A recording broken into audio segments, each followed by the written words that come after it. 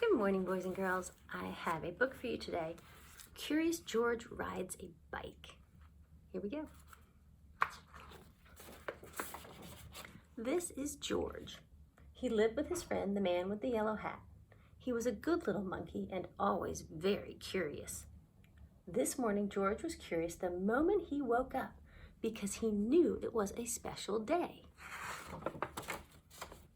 At breakfast, George's friend said, "Today we are going to celebrate because just 3 years ago this day, I brought you home with me from the jungle. So tonight, I'm going to take you to the animal show. But first, I have a surprise for you." He took George out to the yard where a big box was standing. George was very curious.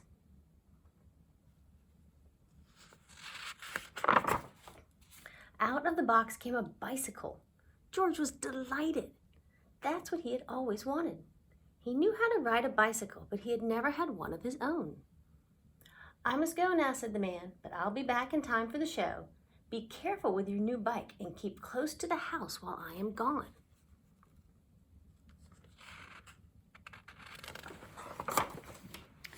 George could ride very well. He could even do all sorts of tricks. Monkeys are good at that. For instance, he could ride this way with both hands off the handlebar. And he could ride this way like a cowboy on a wild bronco. And he could also ride backwards. But after a little while, George got tired of doing tricks and went out into the street. The newsboy was just passing by with his bag full of papers. "It's a fine bike you have there," he said to George. "How would you like to help me deliver the papers?" He handed George the bag and told him to do one of the side streets first, then turn back and do the other side. George was very proud as he rode off with his bag. He started to deliver the papers on one side of the street as he had been told. When he came to the last house, he saw a little river in the distance. George was curious. He wanted to know what the river was like. So instead of turning back to deliver the rest of the papers, he just went on.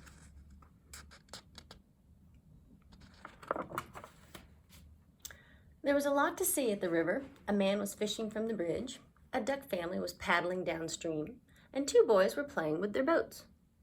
George would have liked to stop and look at the boats, but he was afraid the boys might find out that he had not delivered all the papers. So he rode on. While riding along, George kept thinking of boats all the time. It would be such fun to have a boat, but how could he get one?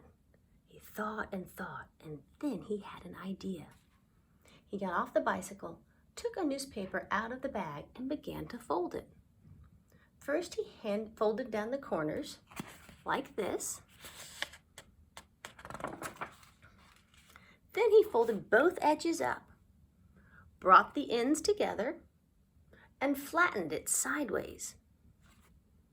Then he turned one corner up, then the other corner. Again, brought the ends together and flattened it sideways. Then gently he pulled the ends up. And there was his boat. Now the moment had come to launch the boat. Would it float? It did. So George decided to make more boats. Finally, he had used up all the papers, and he had so many boats that he could not count them. A whole fleet.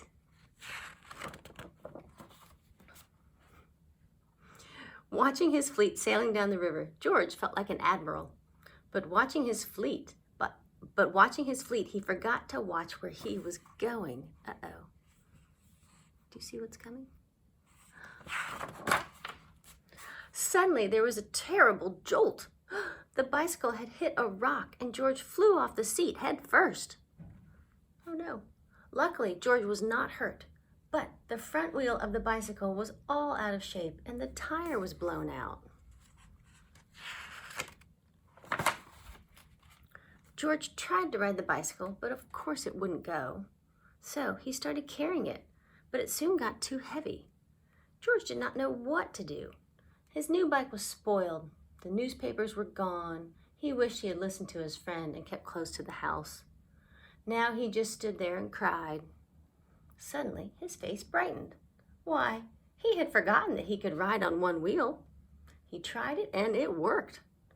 He had hardly started out again when he saw something.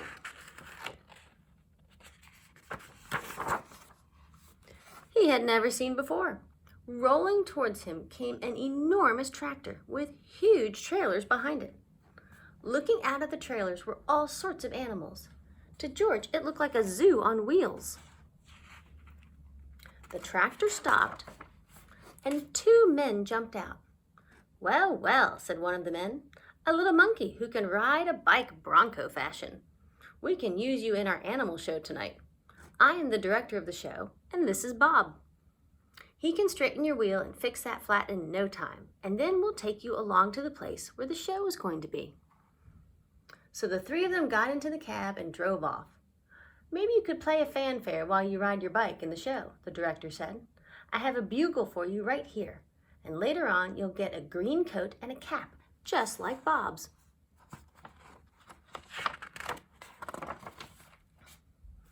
On the showgrounds, everybody was busy getting things ready for the show. "I must do some work now," said the director. "Meanwhile, you may have a look around and get acquainted with all the animals. But you must not feed them, especially the ostrich, because he will eat anything and might get very sick afterwards."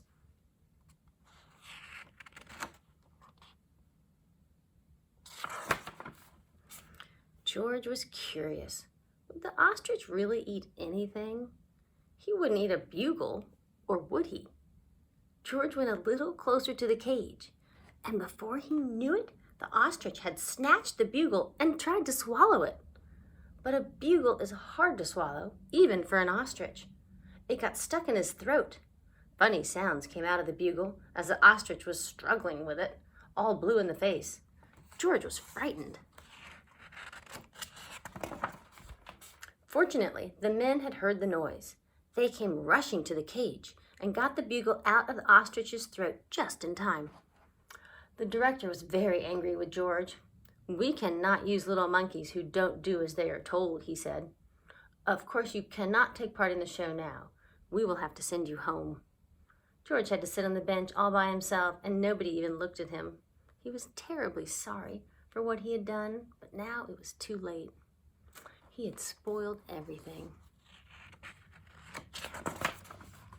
Meanwhile, the ostrich, always hungry, had got hold of a string dangling near his cage. This happened to be the string which held the door to the cage of the baby bear. As the ostrich nibbled at it, the door opened and the baby bear got out. He ran away as fast as he could and made straight for a high tree near the camp. Nobody had seen it but George, and George was not supposed to leave his bench. But this was an emergency, so he jumped up, grabbed the bugle, and blew as loudly as he could. Then he rushed to his bicycle. The men had heard the alarm and thought at first that George had been naughty again. But when they saw the empty cage and the ostrich nibbling at the string, they knew what had happened. George raced toward the tree, far ahead of the men. By now the bear had climbed quite high, and this was dangerous because little bears can climb up a tree easily, but climbing down is much harder. They might fall and get hurt. The men were worried. They did not know how to get him down safely. But George had his plan. With the bag over his shoulder, he went up the tree as fast as only a little monkey can. And when he had reached the baby bear, he put him in his bag and carefully let him down so that the men could safely catch him. Everybody cheered when George had come down from the tree. "You are a brave little monkey," said the director. "You saved the baby bear's life. Now you'll get your coat back, and of course you may ride your bike and play the bugle in the show." Finally, the show was on. The whole town had come to see it, and how surprised they were to discover George on his bike, right in the middle of it. The newsboy was there too, and also the man with the yellow hat.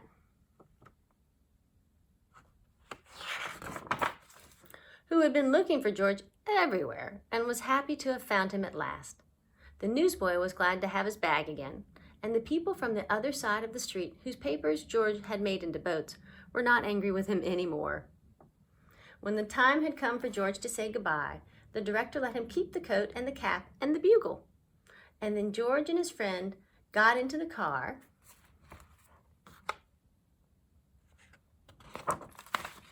and went home. The end. Have a great day.